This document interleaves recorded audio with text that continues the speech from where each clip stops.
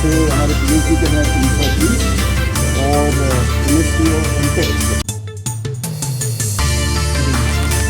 मुझे आपको बताते हुए खुशी हो रही है कि इस बार भारतीय कृषि अनुसंधान संस्थान का 62वां दीक्षांत।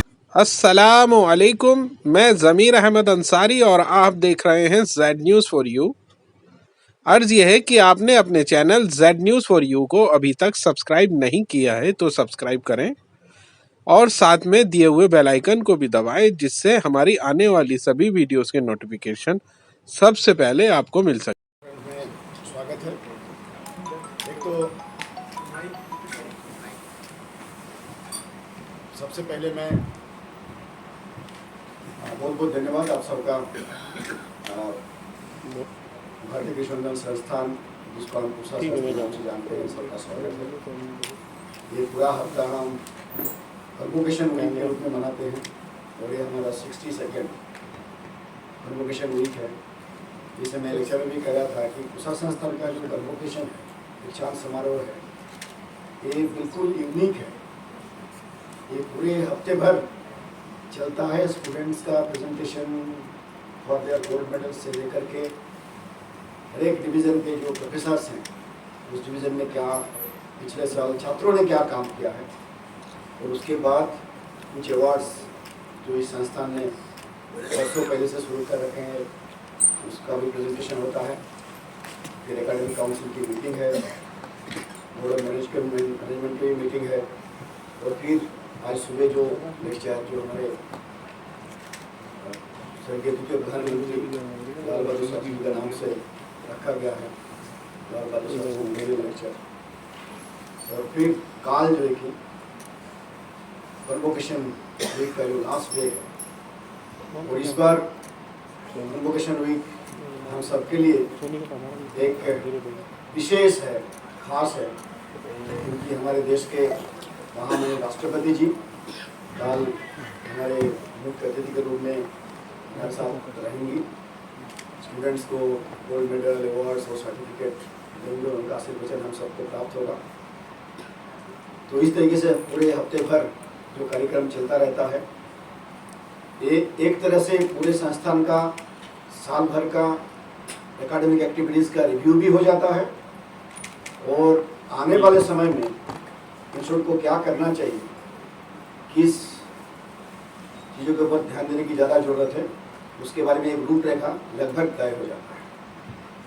तो इस कार्यक्रम में आप सब भाग ले रहे हैं, आप सबको बहुत बहुत स्वागत, बहुत बहुत धन्यवाद कि आप समय निकाल कर हमारे बीच आए हैं।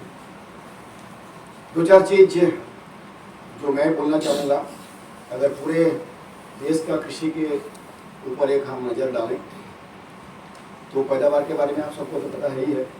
पैदावार पिछले साल भी हमारा रिकॉर्ड मात्रा में था, चाहे वो क्रॉप न्यूट्रिएंट के बारे में हो, चाहे हॉर्टिकल्चर का हो, चाहे डेयरी प्रोडक्ट्स का हो। और इस बार भी जिस तरीके से चल रहा है, हमें लग रहा है कि गेहूँ का पैदावार इस बार भी बहुत ही अच्छा रहेगा। और टोटल फूड ग्रेन प्रोडक्शन का लक्ष्य जो पिछले बार जो 330 मिलियन टन से अधिक था, इस बार जो आंकड़े रखा गया है उससे भी 5-6 मिलियन टन अधिक हो सकता है, हम उस आंकड़े को ही पार कर पाएंगे। कुछ नए चीज़ का शुरुआत हम काउंसिल के माध्यम से भी कर रहे हैं, जिसमें हमारा एक विशेष ध्यान रहेगा ऑयल सीड का प्रोडक्शन और प्रोडक्टिविटी किस तरीके से बढ़ाया जाए। और भारत सरकार के लिए ये एक बहुत ही महत्वपूर्ण योजना का रूप में हम बना रहे हैं। हमारे एक्सटेंशन सिस्टम को किस तरीके से और तंदुरुस्त किया जाए। तो दे आर मतलब department of research and education और department of agriculture and farmers welfare, हम दोनों मिल करके एक नया पोर्टल बना रहे हैं, जिसमें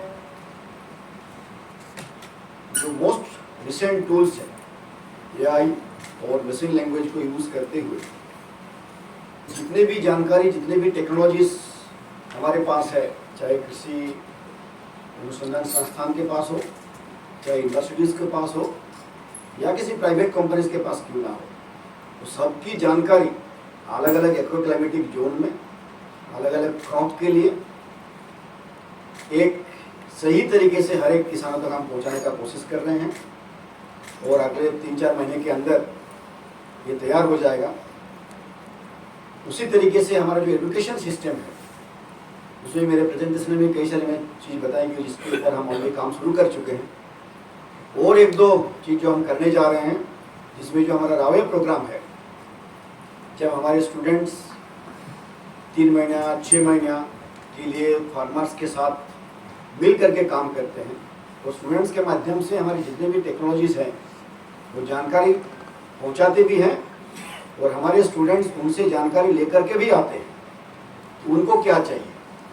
ये सब का समावेश करके हम एक पोर्टल ऑलरेडी डेवलप कर चुके हैं, जिसका भी फायदा आने वाले समय में हम सबको मिलना शुरू होगा। टेक्नोलॉजी का क्षेत्र में बहुत विस्तार से मैं कहूँगा नहीं, आप सबको तो पता ही है कि चाहे वो वेराइटी डेवलपमेंट में हो, चाहे वो बाकी मैनेजमेंट टूल्स में हो, फर्टिलाइजर मैनेजमेंट हो, वाटर मैनेजमेंट हो, या क्रॉप प्रोटेक्शन का क्षेत्र में हो, कई सारे उपलब्धियाँ हम कर चुके हैं। और इसका एक छोटी सी पब्लिकेशन अगर जरूरत पड़ेगा मैं आपको दे पाऊँगा, है तो उसमें हमने पिछले 5 साल में भारतीय कृषि अनुसंधान परिषद ने कौन से टेक्नोलॉजी विकसित की है और उसका इम्पैक्ट फार्मर्स के ऊपर क्या पड़ा है, उसके बारे में जानकारी दिया जा रहा है। और उस पुस्तिका का माध्यम से हम अलग अलग क्षेत्र में उसको 2-3 लैंग्वेज में भी ऑलरेडी प्रिंट किया गया है, अलग अलग क्षेत्र में उसको पहुंचाने का कोशिश कर रहे हैं। और पूसा संस्थान का जो उपलब्धियां हैं वो आप सब तो जानते ही हैं। उसके लिए मैं रिक्वेस्ट करूंगा डॉक्टर ए.के. सिंह साहब को, निर्देशक भारतीय कृषि अनुसंधान संस्थान, उसके बारे में कुछ और जानकारी दें। और ख़ास करके कन्वोकेशन जो एक ख़ास समय हम सब के लिए है, अब चूँकि मैं यहाँ का स्टूडेंट भी रह चुका हूँ, तो मेरे लिए ये कन्वोकेशन का वीक एक बहुत ही रिलीजियस वीक, एक बहुत ही पावन जिसको कहा जाता है, उस हफ्ता के रूप में मैं देखता हूँ। और ना केवल इसमें विज्ञान और एकेडमिक्स के बारे में चर्चाएं होती हैं, बाकी काफ़ी और भी जानकारी, खास करके सबसे मुलाकात हो जाते हैं। हमारे जो सीनियर्स हैं, आज भी काफ़ी लोग आए हुए थे, उनके साथ भी उनका भी मार्गदर्शन मिलता रहता है। तो ये जो एक परंपरा इस संस्थान ने शुरू की है 62 साल पहले, और ख़ास बात इसके ये भी है कि 1-2 साल छोड़ करके मेरे ख्याल कभी भी इस कन्वोकेशन का ब्रेक नहीं हुआ है। बाकी यूनिवर्सिटी में देखिएगा, हो सकता है 3 साल में एक बार या 4 साल में एक बार होता है, लेकिन IRI का convocation it is continuous, very religiously followed every year. और उसका जो समय है वो भी लगभग तय है। 1 फरवरी का फर्स्ट वीक करके भी जाते हैं तो 2nd वीक तक पहुंच जाते हैं, otherwise it is almost on a very regular basis. तो उसके लिए डॉक्टर ए.के. सिंह साहब को आपको मैं बहुत बहुत बधाई देना चाहता हूँ, बहुत बहुत अभिनंदन देना चाहता हूँ। और हमारे साथ जो आज यहाँ बैठे हुए हैं सभी joint directors academic and dean madam, joint director research doctor Viswanathan, and of course हमारे joint director extension doctor Pateria, और साथ साथ बाकी हमारे जो हेड ऑफ द डिवीजन से बाकी स्टाफ है, ये सबको मैं बहुत बहुत बधाई देना चाहता हूँ। और परिषद का ओर से पूसा संस्थान एक फ्लैगशिप इंस्टीट्यूट हमारे लिए यही है, और हम यही चाहेंगे कि पूसा संस्थान और जो है कि आने वाले समय में एक रास्ता दिखाने का जो काम होता है वो काम बाकी इंस्टीट्यूट को भी दिखाएं, रिसर्च का क्षेत्र में हो, चाहे वो शिक्षा का क्षेत्र में हो, चाहे वो विस्तार का क्षेत्र। बहुत बहुत बधाई और बहुत बहुत धन्यवाद आप सबको कि आप सब समय निकाल करके हमारे बीच आ गए हैं और हमारे साथ बात कर रहे हैं। Doctor A K. सिंह साहब, बहुत अच्छी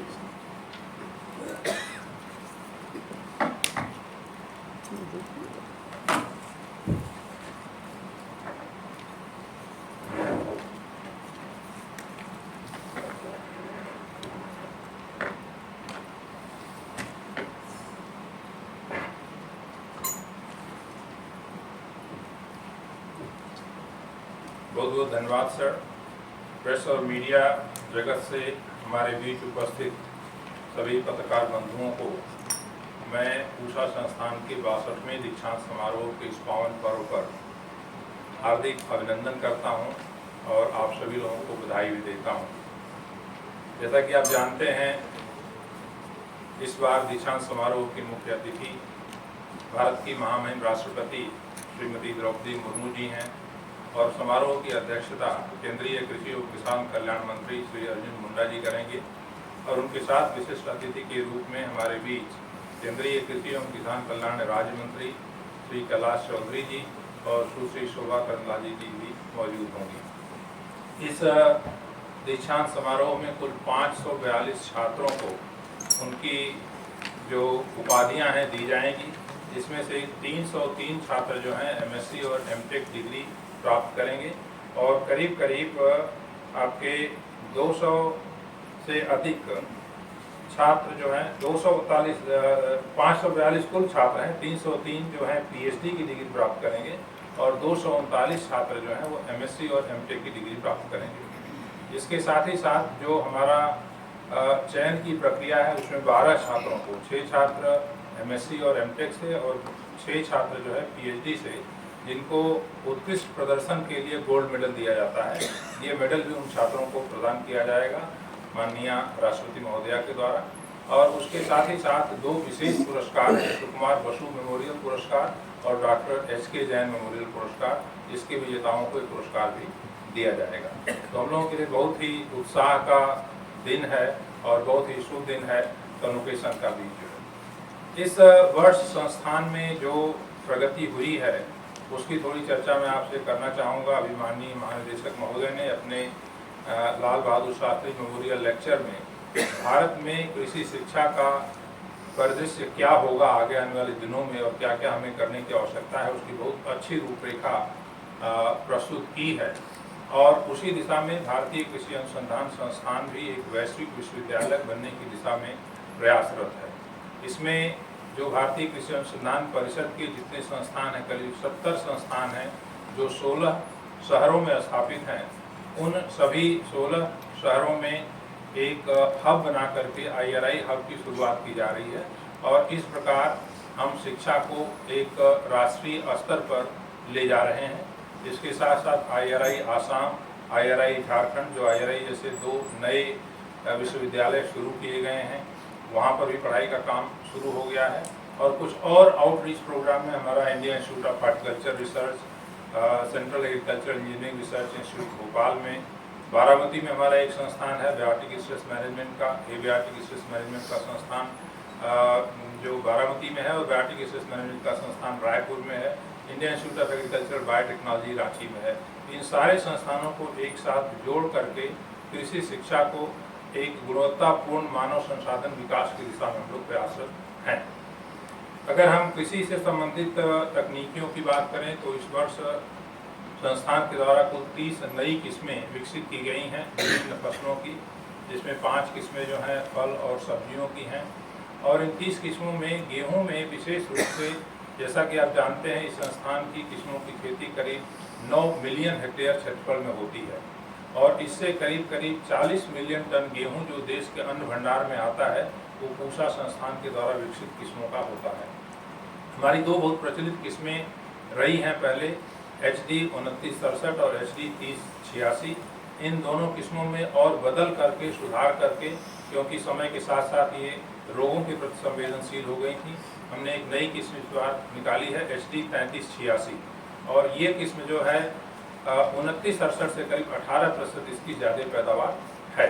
उसी तरह से एक 3388 किस्म है जो पूर्वी उत्तर भारत के लिए उपयुक्त पाई गई है, जबकि जो 3386 है वो नॉर्थ वेस्टर्न प्लेन जोन, जो पंजाब, हरियाणा, वेस्टर्न यूपी का क्षेत्र है, वहाँ के लिए उपयुक्त है। एक और किस्म हम लोगों ने पिछले वर्ष निकाली थी 3385, जो विशेष रूप से जब मार्च के महीने में अचानक तापक्रम बढ़ता है जिसकी वजह से पैदावार में गिरावट काफ़ी गेहूँ की आ जाती है, तो उसका समाधान करने के लिए तापरोधी किस्म जो है 3385 विकसित की गई है और इन सारी किस्मों का बीज हम किसानों के पास लेकर के जाएंगे। उसी तरह से बासमती की अगर बात करें तो इस बार जो बासमती चावल का कुल निर्यात हुआ है और अप्रैल तक पूरा हो जाएगा, अनुमान है करीब 45,000 करोड़ रुपए का बासमती चावल निर्यात इस बार होगा। पिछले वर्ष यह 38,000 करोड़ का था और इस 45,000 करोड़ में पूसा संस्थान के द्वारा विकसित किस्मों का योगदान 40,000 करोड़ का है साल। जो प्रमुख किस्में हैं उसमें पूसा बासमती 1121 है, 1509 है, 1718 है। पिछले वर्ष हम लोगों ने 3 नई किस्में 1847, 1885, 1886 निकाली थी, जो काफ़ी बड़े पैमाने पर किसान भाई लगा रहे हैं। बासमती की तरह ही क्रांति की दिशा में आगे बढ़ते हुए हम लोगों ने एक काला नमक चावल की किस्म है, छोटे दाने की खुशबूदार किस्म होती है, जो पूर्वी उत्तर प्रदेश के 11 जिलों में इसको भौगोलिक रेखांकन मिला है। और वन डिस्ट्रिक्ट वन प्रोडक्ट के अंतर्गत इन 11 जिलों में काला नमक की खेती बड़े पैमाने पे उत्तर प्रदेश सरकार के द्वारा की जा रही है। लेकिन इसकी जो परंपरागत किस्म थी वो काफ़ी लंबी थी, अक्सर गिर जाती थी और उसकी पैदावार मुश्किल से 20-22 कुंटल प्रति हेक्टेयर की होती थी। इसका सुधार करके हम लोगों ने काला नमक की एक बौनी किस्म जो उससे भी बेहतर सुगंध वाली है, स्वाद वाली है और इसकी पैदावार करीब 50 कुंटल प्रति हेक्टेयर की है, 20 कुंटल की तुलना में पुरानी किस्म के पूसा नरेंद्र काला नमक 1 के नाम से विमोचित की गई है। और इस किस्म के आने से मुझे पूरा विश्वास है कि देश के पूर्वोत्तर भागों में, खासकर पूर्वी उत्तर प्रदेश के जो 11 जिले हैं जो काला नमक के लिए भौगोलिक रेखांकन मिला है, वहाँ पे एक वैसी ही क्रांति आएगी जैसे कि बासमती के क्षेत्र में क्रांति आई है। इसके अलावे धान में कुछ और शोध हम लोगों ने किया है जो बहुत महत्वपूर्ण है, और उसमें एक है कम समय में पककर तैयार होने वाली धान की किस्में। आप जानते हैं हमारे संस्थान के द्वारा विकसित एक किस्म पूसा 44 है, जो कि 155-160 दिन में पककर तैयार होती थी, और इसके चलते धान की कटाई और गेहूं की बुआई के बीच में समय बिल्कुल कम रहता था और अक्सर किसान धान की पराली में आग लगाते थे, प्रदूषण की समस्या होती थी। तो पिछले 4 वर्षों से इस किस्म के ऊपर रोक लगा दी गई है, लेकिन उसका विकल्प के रूप में हम लोगों ने 2 किस्में पूसा 2090 और पूसा 1824 विकसित की है, जिनकी पैदावार करीब पूसा 44 के बराबर है, 80 क्विंटल पर हेक्टेयर की पैदावार है और 120 दिन के अंदर एक पककर तैयार हो जाती है। तो इन किस्मों को कटाई के बाद सितंबर 15 के आसपास कट जाएंगी। 1 महीने का समय गेहूं की बुआई से पहले मिलेगा, तो पराली जलाने की समस्या इसमें नहीं आएगी। उसी तरह से बासमती की जो हमारी 2 किस्में हैं, 3 किस्में बल्कि 1847, 1509 और 1692, ये भी 120 दिन में पककर तैयार हो जाती है। 20 से लेकर 20 तक की अवधि है। तो इससे भी करीब 6-7 लाख हेक्टेयर में जहाँ पे पहले आग ज़्यादा लगाई जाती थी, उसकी संख्या में कमी आएगी इन किस्मों की खेती बड़े पैमाने पे होने पे। संस्थान ने और कई सारे दूसरे फसलों की अगर हम बात करें तो बाजरे में एक जैव संवर्धित किस्म जिसमें कि जस्ता और लोहा तत्व की मात्रा ज़्यादा है, बायोफोर्टिफाइड किस्म है, उसका विकास किया गया है। और चने में एक किस्म जो कि सूखा रोधी है, उसको निकाले हैं, क्योंकि चना आमतौर पे उन क्षेत्रों में, असिंचित क्षेत्रों में होता है और पानी की अगर सुविधा नहीं मिली या बरसात समय पे नहीं हुई तो ऐसी स्थिति में पैदावार बहुत कम हो जाती है। तो उसमें एक सूखा रोधी किस्म जिसका 102-17 नंबर है, ये विकसित की गई है। और अरहर में एक संकर किस्म विकसित की गई है, पूसा अरहर 5।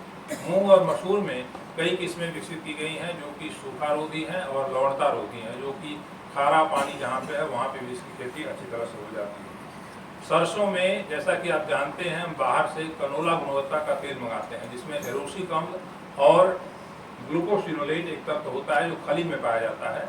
तो ऐसी खली सरसों की अगर हम उन जानवरों को खिलाते हैं जो जुगाली नहीं करते हैं, जैसे आपको पिगरी है, पोल्ट्री है, तो उसमें घेंघे का रोग हो जाता है। इसकी वजह से सरसों की खली में प्रोटीन की मात्रा बहुत ज़्यादा होती है, इसके बावजूद भी उसको हम इन जानवरों को नहीं खिला सकते हैं, पोल्ट्री पिगरी को हम नहीं दे सकते हैं। तो इसमें सुधार करके जो इंडियन कनोला है, जिसको हम इंडोला के नाम से जानते हैं, उस तरह की 2 किस्में विकसित की गई हैं, जिसमें एरोसिक अम्ल की मात्रा 2% से कम है और ग्लूकोसिनोलेट की मात्रा भी 20 माइक्रोमोल से कम है। इसमें पूसा 00 मस्टर्ड 35 और पूसा 00 मस्टर्ड 36, ये 2 किस्में विकसित की गई हैं। पैदावार भी इनकी काफ़ी अच्छी है। जो पहली किस्म हमारी पूसा 00 मस्टर्ड 31 थी, उसके तुलना में करीब 15% इनकी पैदावार ज़्यादा है। तो इन किस्मों के आने से निश्चित रूप से एक क्रांति सरसों के उत्पादन में, तिलहन जो कि हमारा एक सबसे मुख्य मुद्दा है, करीब 1,50,000 करोड़ रुपए के आसपास का गत वर्ष जो है खाद्यान्न तेल जो है इंपोर्ट किया गया था। तो ये सरकार की प्राथमिकता भी है। अभी बजट में भी इस बात के ऊपर विशेष जोर दिया गया है कि इस प्रकार से हम तिलहन और दलहन के क्षेत्र में आत्मनिर्भर हों।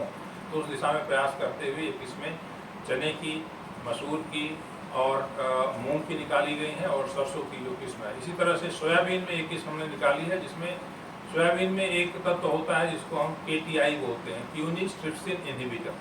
तो ये इसके वजह से सोयाबीन में प्रोटीन 42% होता है, लेकिन इस इनहिबिटर के होने की वजह से उसकी पाचनशीलता प्रोटीन की कम हो जाती है। तो हम लोगों ने एक ऐसी किस्म विकसित की है जिसमें कि ये KTI बिल्कुल नहीं होता है, 0 मात्रा है उसकी। तो इससे हम सोयाबीन को भी आगे बढ़ावा देंगे। आम में जैसा कि आप जानते हैं जो पुरानी किस्में हैं, चाहे हम लंगड़ा की बात करें, चौसा की बात करें, दशहरी की बात करें, तो इनका मैनेजमेंट बहुत मुश्किल होता था। संस्थान ने पहली बार और पूरे देश में पहली बार ऐसा हुआ है कि 2 ऐसे मूल वृत्त, आप जानते हैं जब हम आमतौर पे कलमी लगाते हैं, एक रूट स्टॉक होता है, उसके ऊपर जिस वैरायटी को बढ़ाना होता है उसकी हम ग्राफ्टिंग करते हैं।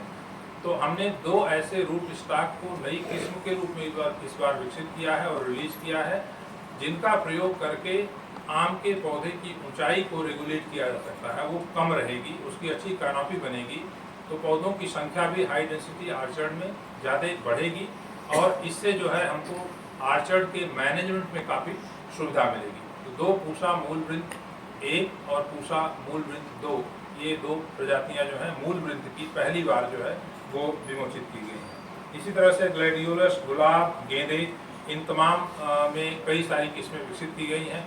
किसान सहभागिता बीज उत्पादन, ये संस्थान का एक बहुत महत्वपूर्ण कार्यक्रम है, जिसमें कि आप जैसा जानते हैं संस्थान में ज़मीन बहुत ज़्यादा नहीं है, 500 एकड़ खेती योग्य ज़मीन है, जिसमें हम शोध कार्यों के लिए प्रयोग करते हैं। तो जो नई किस्में आती हैं उनका बीज पर्याप्त मात्रा में पैदा करना हमारे लिए हमेशा एक चुनौती होती है। तो दिल्ली से अपने संस्थान से करीब 125 किलोमीटर के दायरे में हमने कुछ किसानों को चुना है जो प्रगतिशील किसान हैं। उनके यहाँ हम ब्रीडर सीड दे करके उनके यहाँ बीज पैदा करवाते हैं और वो बीज ले करके अपने संस्थान में वापस आते हैं, उसकी प्रॉपर मॉनिटरिंग करते हैं, फिर उसकी प्रोसेसिंग पैकेजिंग कराकर किसानों को देते हैं। तो कृषक सहभागिता बीज उत्पादन में जो किसान जुड़े हुए हैं उनकी आय जो है सामान्य किसानों की तुलना में 2.5 गुना 3 गुना ज़्यादा होती है। इसका एक और प्रभाव हुआ है कि जब हम बीज के लिए फसल का प्रयोग करते हैं तो उसको जो आस पड़ोस के किसान आते हैं उन किसानों के खेत पर देखते हैं तो उससे वो खुद प्रभावित होते हैं और अपनी खेती में सुधार करते हैं। इसके साथ ही साथ नई किस्मों का बीज जो इन किसानों के यहाँ उत्पादित होता है वो सुलभता से वहाँ पर किसानों को मिल जाता है, इससे हमारी किस्में बहुत तेज़ी से फैलती हैं। तो कृषक सहभागिता बीज उत्पादन कार्यक्रम हमारा जो है हमारे इंदौर क्षेत्र में, दिल्ली में, करनाल में, सभी जगह बहुत बड़े पैमाने पर किया जा रहा है। अब हम बात करें अगर पराली के प्रदूषण की, जैसा कि आप जानते हैं संस्थान के द्वारा सैटेलाइट के माध्यम से हमारा खुद का अपना स्टेशन है और पराली जलाने की जो घटनाएं होती हैं उनकी मॉनिटरिंग संस्थान के द्वारा की जाती है और ये आंकड़ा जो है वो कृषि मंत्रालय को हमेशा दिया जाता है। पिछले वर्ष जो आंकड़े अगर हम देखें तो उसमें पंजाब में पराली जलाने की घटनाओं में 25% की कमी आई है, हरियाणा में करीब करीब 35% की कमी आई है। लेकिन चिंताजनक बात थी कि यूपी में और राजस्थान में ये घटनाएं थोड़ी बढ़ी। तो एक तरह तो हम इसकी मॉनिटरिंग करते हैं, उसके साथ साथ सरकार के द्वारा जो उपाय किए जा रहे हैं कि पराली जलाने की घटनाओं को कैसे हम कम करें। जैसे एक मैंने बताया कि कम अवधि की फसलों का विकास करके, मशीनों का उपयोग करके इस क्षेत्र में काफ़ी काम हो रहा है। इसके साथ ही साथ जो कार्बन क्रेडिट, इसकी चर्चा आजकल बहुत ज़्यादा हो रही है। किस प्रकार से किसानों को हम जो रिजनरेटिव एग्रीकल्चरल प्रैक्टिसेस हैं, ऐसी कृषि पद्धतियाँ जिनके प्रयोग से ज़मीन का, पानी का, वातावरण का क्षरण नहीं हो और हमारी पैदावार भी बनी रहे, जैसे आपकी लेजर लेवलिंग करना है, स्प्रिंकलर इरिगेशन है, ड्रिप इरिगेशन है, बायो फर्टिलाइजर का प्रयोग है, डायरेक्ट सीडेड राइस है, आपका कंजर्वेशन एग्रीकल्चर, ये सारी प्रक्रियाएं, इनका अगर हम प्रयोग करते हैं तो हम जमीन को, पानी को और वातावरण को अच्छा रख सकते हैं। लेकिन इनका प्रयोग जब किसान करता है तो उसके लिए उसे कुछ अपना फायदा तो जो होगा ही, लेकिन उसके साथ साथ कार्बन क्रेडिट के रूप में किसानों को इंसेंटिवाइज किया जा सकता है। हम लोग कई संस्थाओं के साथ मिल करके इस दिशा में कार्य कर रहे हैं और इसके काफ़ी अच्छे परिणाम मिले हैं। जो किसानों ने, करीब 40,000 किसानों ने इस कार्यक्रम में जो इनरोल किया है, एक ग्रो इंडिगो प्लेटफॉर्म है उसके ऊपर, तो हमारा उद्देश्य इसमें ये था कि जब कोई किसान आकर के इस प्लेटफॉर्म पर रजिस्ट्रेशन करता है और ये कहता है कि हम अपने खेत में लेजर लेवलिंग किए हैं, तो प्लेटफॉर्म पे जो लोग ऑपरेट करें उनको कैसे पता चलेगा कि लेजर लेवलिंग उस खेत में हुई है या नहीं हुई, या वहाँ पे डायरेक्ट सीडेड राइस हुआ है या नहीं हुआ है, पराली जली है या नहीं जली है। तो सेटेलाइट के माध्यम से हम लोगों ने ये आंकड़े इकट्ठा किए उन खेतों के, उस कोऑर्डिनेट पे जा करके, और उसके साथ ही साथ लोगों को भेज करके भी हमने आंकड़े वहाँ से लिए और दोनों आंकड़ों में काफ़ी समन्वय मिलता है, करीब करीब 95% से अधिक सटीक आंकड़े आते हैं। तो इसका मतलब कि प्लेटफॉर्म पे हमारे पास मॉनिटरिंग का एक बहुत अच्छा सिस्टम है, क्योंकि मॉनिटरिंग, रिपोर्टिंग, इवेल्युएशन एक बहुत अच्छा और ज़रूरी अंग है इसका, इस प्रोग्राम को लागू करने के लिए। और इसके अलावे हम लोग जो है प्रसार कार्यक्रमों को आगे बढ़ाने के लिए, जैसे संस्थान के द्वारा पूषा समाचार कार्यक्रम चलाया जाएगा, 6 भाषाओं में हम इसको प्रसारित करते हैं। हर शनिवार को 7 बजे जो है करीब करीब हमारे जो व्यूअर्स की संख्या है 2 मिलियन के आसपास है जो इस कार्यक्रम को देखते हैं। और इससे बहुत सारे सवाल भी किसान भाइयों के आते हैं। व्हाट्सएप नंबर है हमारा एक इसके साथ जुड़ा हुआ, उस व्हाट्सएप नंबर पे अपनी किसान अपनी समस्या, जो बीमारी लगी है, कीड़े लगे हैं, उसका फ़ोटो खींच करके भेजते हैं और पूषा समाचार किसान कार्यक्रम में हम उसका जवाब किसान भाइयों को देते हैं। साथ के साथ ये भी कार्यक्रम बहुत पसंद किया जा रहा है। तो ये संक्षेप में कुछ हमारे जो मुख्य क्रियाकलाप थे गत वर्षों में, जो उपलब्धियाँ रही है संस्थान की, उसके बारे में मैंने आपसे चर्चा किया। आप लोगों का समय निकाल कर हमारे बीच आने के लिए बहुत बहुत धन्यवाद। आप लोग कुछ प्रश्न है तो आप रख सकते हैं।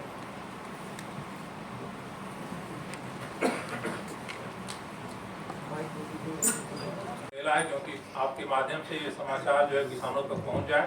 2-3 बार मैं पहले कह भी चुका हूं कि ये किसान मेला हमारा 28, 29 फरवरी और 1 मार्च को लगाया जाएगा। और इस बार जो पूषा कृषि विज्ञान मेले का विषय है वो उद्यमिता से समृद्ध किसान, एंटरप्रेन्योरशिप, और इससे किसान की प्रॉस्पेरिटी कैसे आएगी, इस विषय के ऊपर हम मेला लगा रहे हैं। तो आपके सभी चैनलों के माध्यम से मैं किसान भाइयों से अनुरोध करता हूं कि भारी संख्या में 28, 29 फरवरी और 1 मार्च को आकर के किसान मेले में भाग लें। और हमारी जितनी किस्में हैं, चाहे वो धान की किस्में हैं, मूंग की किस्में हैं, मक्का की हैं, इनका बीज भी पर्याप्त मात्रा में किसान भाइयों को मिलेगा। पिछली बार थोड़ी बीज की हमारी कमी थी क्योंकि किस्में नई आई थी तो आपको थोड़ी दिक्कत हुई थी, लेकिन इस बार इन सारी किस्मों का पर्याप्त मात्रा में बीज हमारे पास उपलब्ध है, वो आपको हम देंगे। और बहुत जल्दी ही 2-3 दिन के अंदर ही हम ऑनलाइन बुकिंग भी शुरू कर रहे हैं, जिसमें कि IRI के वेबसाइट पे जा करके आप पैसा जमा करके जिस किस्म का जितना बीज चाहिए आप बुकिंग करा के रख सकते हैं। और वो रसीद आप जब मेले में आएंगे, मेला भ्रमण करेंगे, आपको लाइन में लगने की ज़रूरत नहीं है, अपना रसीद दिखाएं, बीज उठाएं और चले जाएं। बाकी व्यवस्था हम करेंगे। कई बार किसान भाई 2 क्विंटल 3 क्विंटल बीज लेते हैं तो उनको मेला से और गेट तक जाने में दिक्कत होती थी, तो इस बार हमने ट्रांसपोर्ट की बहुत अच्छी व्यवस्था की है। सभी लोगों को उनके बीज के साथ गेट तक हम छोड़ने की व्यवस्था करेंगे। धन्यवाद। सीजन में सबसे ज़्यादा बीज बिकता है और उनका पर्याप्त मात्रा में बीज, हमारा कोई सीमा नहीं, उसकी हम दे सकते हैं पर्याप्त मात्रा में बीज। और पूषा से संबंधित बाकी के लिए बताना मेरे लिए थोड़ा सही नहीं रहेगा, तो ये प्रश्न आपको। Main change is to expand the education which this institute provides, taking it to some other areas of the country, which we call them hubs. So earlier, say around 10-15 years back, students used to come only to this place for their masters and PhD. Now we expanded it, including starting UG program. That was not last year, that was last year. And also we have identified now 16 hubs, which are actually our ICAR institutes, located in different cities. So their students will be admitted again by the same process. They are IRE students. Similar course curricula, similar evaluation process, everything similar will be done for them also. But they will be taught and their research will be conducted in those areas. Degrees will be given again by IRE. So those are actually extended branches of this particular institute. Some specific numbers, I think Dr. A.K. Singh has got some numbers at this time, how many students we have admitted in UG, PG, as well as PhD. But the good thing is, our whole objective is that in ICAR Institute, as you know, we have got a very competent and quite good number of research scientists. So what we wanted, that let students also get benefit of those research institutes, where we have got very good research facilities, laboratory as well as field, and we have got good number of scientists. So all these benefits are now extended to the students. Admission and all other processes is exactly same what it used to be for IRA. For some specific numbers, I request Dr. A.K. Singh sir. इस वर्ष जो है हमने छात्रों का admission करीब 1200 छात्र को हमने उनको प्रवेश दिया है और इसमें करीब 398 स्नातक के हैं और 298 छात्र जो हैं MSc MTech मिला करके हैं और 408 छात्र जो हैं PhD। तो अगले साल भी तकरीबन नंबर हम यही रखेंगे क्योंकि इसके साथ ही साथ हम सुविधाओं का विकास भी कर रहे हैं। हमारे माननीय महानिदेशक महोदय का विशेष रूप से इसके ऊपर जोर रहता है कि जो छात्र आएँ वो परेशान न हो, तो उनके रहने की व्यवस्था करना बहुत ज़रूरी है। और अभी हाल में ही पिछले जुलाई के महीने में तत्कालीन माननीय कृषि मंत्री जी ने मधुमास नाम से एक लड़कों के लिए छात्रावास 500 बेड का उषा संस्थान में उसका उद्घाटन किया था। और अभी माननीय कृषि मंत्री श्री अर्जुन मुंडा जी ने करीब 5-10 दिन पहले जो है एक छात्रावास लड़कियों के लिए 500 बेड का जो है फाल्गुनी के नाम से उसका उद्घाटन किया है। तो 1000 ये संख्या हमारी बढ़ी है। इसी तरह से हब में भी और जगहों पे हमको कुछ सुविधाओं का विकास करना पड़ेगा, फिर हम नंबर 4 आगे ले जाएंगे। जो बहुत दूर है यहाँ से उनको हम किस प्रकार से सपोर्ट करें। हमारे साथी डॉक्टर ज्ञानेंद्र सिंह बैठे हुए हैं जो बीज उत्पादन का सारा काम और बीजों को उपलब्ध कराने का काम देखते हैं। हमने कुछ ट्रांसपोर्ट एजेंसीज के साथ भी अपना समझौता किया है, जिसमें ट्रांसपोर्ट कॉर्पोरेशन ऑफ इंडिया है, 1-2 और एजेंसीज हैं। और किसानों के लिए ऑनलाइन बुकिंग की सुविधा हम खोल रहे हैं। घर बैठे अपना बीज वो बुकिंग करा सकते हैं और हम DCI के माध्यम से बीज उनके घर पे पहुंचा देंगे। उसमें थोड़ा सा ट्रांसपोर्टेशन की कास्ट जरूर बढ़ती है और खासकर जो high value low volume seed है, जैसे सब्जियों का है, उसमें तो कोई दिक्कत नहीं है। लेकिन जब हम गेहूं की बात करते हैं, चने की बात करते हैं, जहाँ पे वॉल्यूम ज़्यादा होता है, तो ट्रांसपोर्टेशन कास्ट और बीज का मूल्य दोनों तकरीबन बराबर हो जाता है। फिर भी अगर इस दृष्टिकोण से देखें कि अगर किसी किसान को अपने घर से 400 किलोमीटर से यहाँ आ करके 2 दिन समय लगा करके रुक करके ट्रेन का किराया भाड़ा ले करके, तो उसके तुलना में फिर भी ये बहुत सस्ता पड़ता है। तो बहुत सारे किसान हमारे मध्य प्रदेश से, पूर्वी उत्तर प्रदेश से, पंजाब के अलग अलग दूर दराज क्षेत्रों से उनकी रिक्वेस्ट आ रही कि हमको ऑनलाइन की सुविधा बुकिंग की जाए। हमने पेमेंट गेटवे वगैरह शुरू कर दिया है और उसको जल्दी ही कल परसों से हम उसको शुरू करने जा रहे हैं। एक तो ये हुआ। रही दूसरी बात, आपने बहुत अच्छा प्रश्न उठाया था कि जो हमारे कृषि विज्ञान केंद्र हैं और जिस क्षेत्र में वो अवस्थित हैं, वहाँ के लिए जो उपयुक्त किस्में हैं, चाहे किसी भी संस्थान से विकसित की गई हों, उनका बीज उत्पादन करके वो स्थानीय स्तर पर किसानों को उपलब्ध करा सकते हैं। उसके लिए भी हमारे महानिदेशक महोदय व्यवस्था कर रहे हैं कि उनको हम यहाँ से ब्रीडर सीड उपलब्ध कराएंगे, वो बीज उत्पादित करके किसानों को अपने यहाँ देंगे। या वो कृषि विज्ञान केंद्र अगर उनके पास भी सीमित क्षेत्र है, क्योंकि हर कृषि विज्ञान केंद्र के पास 25 एकड़ 50 एकड़ से ज़्यादा जमीन नहीं होती। तो जिस प्रकार से हम कृषक सहभागिता बीज उत्पादन कार्यक्रम अपने संस्थान के इर्द गिर्द कर रहे हैं, उसी तरह से वो कृषि विज्ञान केंद्र भी इस तरह का कार्यक्रम शुरू करके स्थानीय स्तर पर बीज उत्पन्न करवा करके किसानों को उपलब्ध करा सकते हैं। पराली वाला आपने कहा कि पंजाब में तो देखिए मशीनीकरण बहुत ज़्यादा है, कंबाइन से सारे हार्वेस्टिंग होती है और उत्तर प्रदेश में भी कंबाइन से हार्वेस्टिंग, खासकर तराई में तो 100% कंबाइन चल रहा है। पूर्वी उत्तर प्रदेश में भी कंबाइन चलने लगा है। और देखिए ये समस्या पराली की जो है मैकेनाइजेशन से पैदा हुई है और मैकेनाइजेशन से इसका समाधान भी ढूंढना पड़ेगा। अब पंजाब और हरियाणा में देखिए बिजली उत्पादन के लिए करीब 18 प्लांट लगे हैं। 18 मेगावाट के 18 प्लांट लगे हैं बिजली उत्पादन के लिए पराली से। दूसरा, कंप्रेस्ड नेचुरल गैस CNG बनाने के लिए प्लांट आ गए हैं जो जर्मन टेक्नोलॉजी से लगे हैं। उसी तरह से बायो इथेनॉल बनाने के लिए प्लांट आए हैं जो कि बाहर की टेक्नोलॉजी से आके लगे हैं। तो इन सबका लेकर के करीब 50% पराली जो है अगले साल से जिस तरह से क्षमता बढ़ रही है, उसको बिजली उत्पादन में, बायो इथेनॉल बनाने में, CNG पैदा करने में और ब्रिकेट बनाने में आएगा। इसके साथ साथ जो कुछ क्षेत्रफल जो है वो अगर जल्दी पकने वाली किस्मों में हो जाएगा तो हम जुताई करके खेत में मिला सकते हैं पराली को, 1 महीने के अंदर सड़ गल करके वो बराबर हो जाए, कोई दिक्कत नहीं होगी।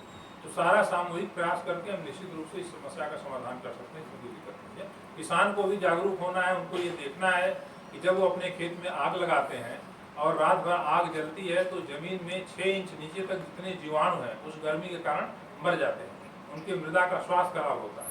तो इस चीज़ के लिए एक बहुत बड़े एजुकेशन की भी ज़रूरत है, जो हम लोग कोशिश कर रहे हैं किसानों को मोटिवेट करें कि ऐसा वो न करें। लगा है या बायोइथेनॉल बनाने का प्लांट लगा है या सीएनजी का प्लांट लगा है, उसके 10 किलोमीटर के दायरे में तो पराली उठा के वहाँ पे ले आना जो है वो आर्थिक दृष्टिकोण से तर्कसंगत है। अगर आपको 40 किलोमीटर दूर से पराली उठा के लानी होगी तो उसमें आपको पड़ता नहीं पड़ेगा। ये व्यवस्थाएं जो है स्थानीय स्तर पर करनी पड़ेंगी। बायोफ्यूल की दिशा में हम एक चीज़ में छूट गई थी, उसको मैं बताना चाहता हूँ कि जैसा कि आप जानते हैं 2025 तक सरकार ने लक्ष्य रखा है कि पेट्रोल के अंदर 20% बायोइथेनॉल मिलाया जाएगा और इसके लिए 1000 करोड़ लीटर बायोइथेनॉल की आवश्यकता होगी। तो हमारे पास जितना बायो वेस्ट है, चाहे वो धान की पराली हो, चाहे गेहूं की हो या गन्ना की हो या मक्के की हो, ज्वार की हो, हमारे पास अपार संभावना है उस लक्ष्य को प्राप्त करने के लिए। ज़रूरत है टेक्नोलॉजी की। टेक्नोलॉजी धीरे धीरे आ रही है इस क्षेत्र में। इसके अलावे हम लोग कुछ इस दिशा में शोध भी कर रहे हैं। जैसे पहले बायोइथेनॉल बनाने के लिए चावल, टूटे हुए चावल का प्रयोग किया जाता था, उसके ऊपर सरकार ने प्रतिबंध लगा दिया क्योंकि भोजन ज़्यादा जरूरी है। हमारे पास यूपी डिस्टिलर्स एसोसिएशन के पूरे लोग आए, उनके प्रेसिडेंट आए, पूरे समूह के साथ जो है संस्थान के साथ समझौता किया कि हम मक्के की ऐसी संकर किस्में विकसित करें जिसमें बायोइथेनॉल की रिकवरी ज़्यादा हो। हमारे पास करीब 20 हाइब्रिड थे। हमारे साथी हैं डॉक्टर फिरोज, उन्होंने, हमने कहा कि पहले इन हाइब्रिड्स को ले जाकर के आप स्क्रीन करके देखिए अपनी फैक्ट्री में। तो उनका हमने बीज दिया उनको 20-20 किलो उन हाइब्रिड्स का, और आकर के उसमें से 2 हाइब्रिड को चयनित करके उन्होंने बताया कि इसमें एथेनॉल की रिकवरी राइस से जो है ज़्यादा आ रही है, करीब 40% के आसपास रिकवरी आ रही है उसमें जो है। तो अब उन्होंने प्रोजेक्ट सबमिट किया है, हमको फंडिंग कर रहे हैं कि हम मक्के की ऐसी किस्में विकसित करें जिनका उपयोग बायोइथेनॉल प्रोडक्शन के लिए हो। और जैसे जैसे सुविधाएं बढ़ेंगी इस तरह के शोध भी होंगे, तो इससे डाइवर्सिफिकेशन भी होगा। धान का क्षेत्रफल जो है वो मेज में जाएगा, मक्का में जाएगा, और किसान को अगर वही आर्थिक लाभ मिलता है जो धान लगाने में मिलता है, अगर मक्के में मिलेगा तो किसान मक्का लगाएगा, उसमें कोई दिक्कत नहीं। सर, मक्का पहले किसान लगाते थे। कुल जो है कि 542 डिग्रियाँ दी जाएंगी उसमें। उनमें से हमारे पीएचडी के हैं 330 और एमएससी और एमटेक जो डिग्री हैं वो 239 है। और उनके साथ हमारे जो मेडल्स और पुरस्कार होते हैं तो वो भी कुल मिला करके 14 बच्चों को जो है कि उसमें वो डिग्री और मेडल दिया जाएगा उसमें। और इसके साथ साथ जो पूसा संस्थान के कुछ टेक्नोलॉजीज़ जो है, जो अभी हमारे माननीय निदेशक महोदय ने बताया, उसका भी विमोचन किया जाएगा, कुछ प्रकाशन भी उसमें विमोचन की जाएगी। और ये पूरा कार्यक्रम जो हमारे डॉक्टर सी सुब्रमण्यम हॉल है नास कॉम्प्लेक्स में, वहाँ जो है कि इसका आयोजन किया जाएगा। तो आप सबका बहुत बहुत धन्यवाद, और आप सब आमंत्रित भी है उस कार्यक्रम में आप लोग भाग लें। हमारे छात्रों से भी बात करें, उनका भी जानकारी थोड़ा सा लेके वो लोग क्या करना चाहते हैं, कहाँ उनकी नौकरी मिली है और आगे का क्या प्लान है, तो वो जानकारी भी आप लोगों को उन सबसे बात करने पर मिल सकती है। तो विदेशों से कितने स्टूडेंट्स आ रहे हैं, कौन से कंट्री से आ रहे हैं? एग्जैक्ट नंबर तो डॉक्टर साहब दे पाएंगे। बाहर के स्टूडेंट्स के जो बाहर मोस्टली हमारे यहाँ जो अफ्रीकन कंट्रीज़ के स्टूडेंट्स हैं, और हमारी जो नेबर साउथ एशियन कंट्रीज खास करके बांग्लादेश, नेपाल से हमारे पास काफ़ी सारे छात्र आते हैं। एग्जैक्ट नंबर जो कि मैं रिक्वेस्ट करूँगा उनको देने के लिए। और हमारी कोशिश यही है कि ये छात्र का संख्या जो है कि बढ़े। ये हम चाहते हैं कि ये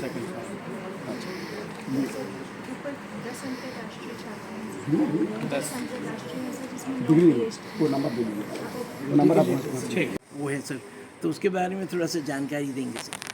मुझे आपको बताते हुए खुशी हो रही है कि इस बार भारतीय कृषि अनुसंधान संस्थान का 62वां दीक्षांत समारोह 9 फरवरी को आयोजित किया जा रहा है। और इस बार दीक्षांत समारोह की मुख्य अतिथि हमारे देश की महामहिम राष्ट्रपति श्रीमती द्रौपदी मुर्मू जी हैं, जो कि कल 11 बजे दीक्षांत समारोह में भाग लेंगी और दीक्षांत भाषण देंगी। और जितने हमारे छात्र हैं, करीब इस दीक्षांत समारोह में 542 छात्रों को अलग अलग उपाधियां दी जाएंगी, जिसमें 303 पीएचडी के छात्र हैं और बाकी जो 239 छात्र हैं वो एमटेक और एमएससी के छात्र हैं।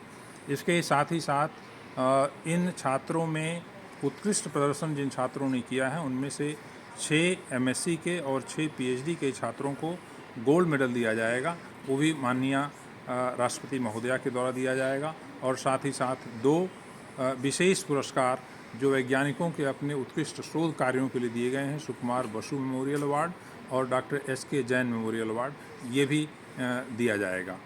और यह कार्यक्रम जो है दीक्षांत समारोह का हमारे लिए बहुत ही पवित्र कार्यक्रम है। 1 हफ्ते का कार्यक्रम होता है और इसकी शुरुआत 4 तारीख को हुई थी और 9 तारीख को कार्यक्रम समाप्त होगा। धन्यवाद डॉक्टर साहब।